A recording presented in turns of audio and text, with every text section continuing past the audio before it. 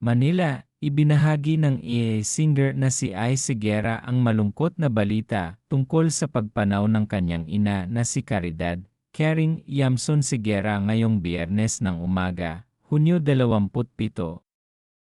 Sa isang emosyonal na post sa social media, nagbigay-pugay si Higuera sa kanyang ina, na inilarawan niyang isang kamangha-manghang babae na naging matatag, mabait, at palaging nasa kanyang tabi, mula pagkabata hanggang ngayon. Hindi niya ako iniwan, ani Higuera.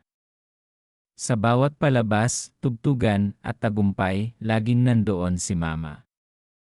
Palagi siyang present. Pinapadalhan niya ako ng mga paborito kong pagkain, minamasahe ako kapag sumasakit ang ulo ko. Kahit may sarili na kaming mga buhay, sinisigurado niyang andyan pa rin siya. Walang palya. Ipinahayag rin ni Higuera ang pasasalamat sa ina na siyang unang nagturo sa kanya kung paano maging matatag sa kabila ng sakit at pagsubok. Siya ang unang tumanggap at yumakap sa akin kung sino ako, lalo na kung sino ang hindi ko. Siya ang una kong guro, ang aking tagahanga, ang aking sandigan. Ang mawalan sa kanya, parang mawalan ng bahagi ng sarili ko. Pero gaya ng pangako ko sa kanya, magiging matapang ako. Hindi kita bibigyan, Mae. Bago tapusin ang kanyang mensahe, nagpasalamat si Higuera sa lahat ng mga nagmahal at kumilala rin sa kanyang ina bilang isang ina sa kanila.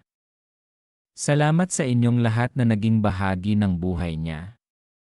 Salamat sa pagmamahal niyo sa kanya. Miss na miss ka na namin, Mama.